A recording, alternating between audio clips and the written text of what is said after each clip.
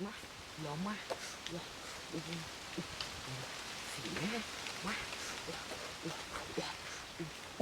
tôi nấu xí wow wow wow nè wow mình xí vô wow wow khánh hay quá quá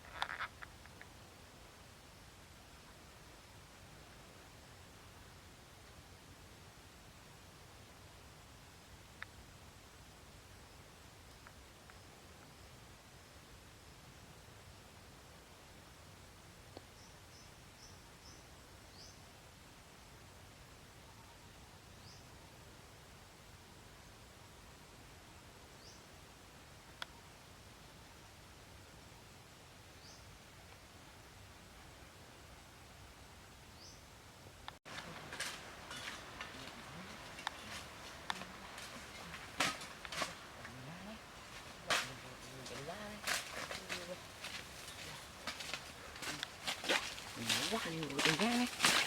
quá nhiều con gà này mình phải bột cho đúng nè quá nhiều sẵn nó hóa này quá nè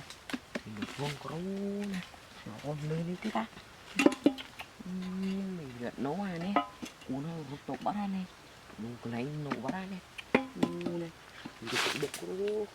quá mở một cái má mình được vuông nha này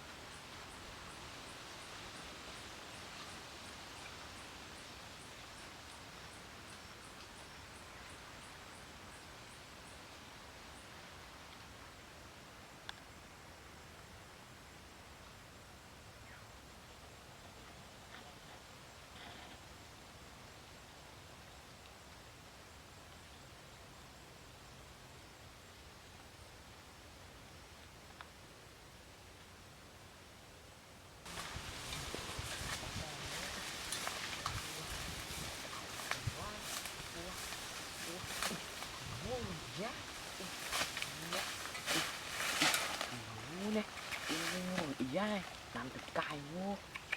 quá hình cũng thị nha đấy quá sạch luôn đó làm cay mấy mấy đó này mình sao vui vậy nhiều đó này quá này mà một chuyện má này má quá quá làm từ cay này làm cay mình quá này này nhiều quá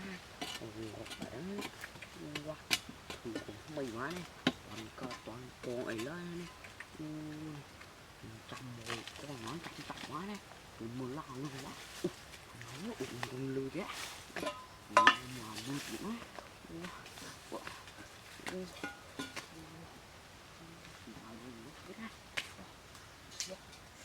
nhiều lần lười má lo má xỉ má tôi nấu xe nè mình xe cho khánh hay sạch xị má này dạ thỏ cỏ mũ nó tụi bắt chặt toàn á ôi biết nè rồi khăn ai mẹ xị nhé chặt bồn liền chặt bồn liền khăn thầy má này nè bồn tròn đỏ con nữa này bồn quá này bự buồn quá đây kia đâu chờ na này bồn kia rồi cọt cú na bì máu cù viền máu chặt bà này dạ má cầm này á cầm chùi con máu đây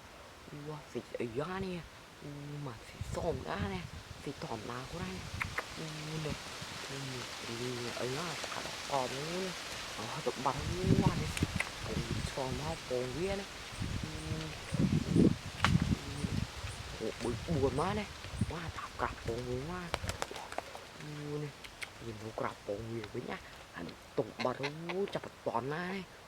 nè nụ lên con gì nè không sạch má nè nè tụi cồn nữa quá thằng cồn cầm ruộng má nè rồi cặp cồn nữa nè truyền thống tụi nữa rồi tạo nhá một con cầm ruộng má quá nhiều đồng tiền quá nè một con chặt nhá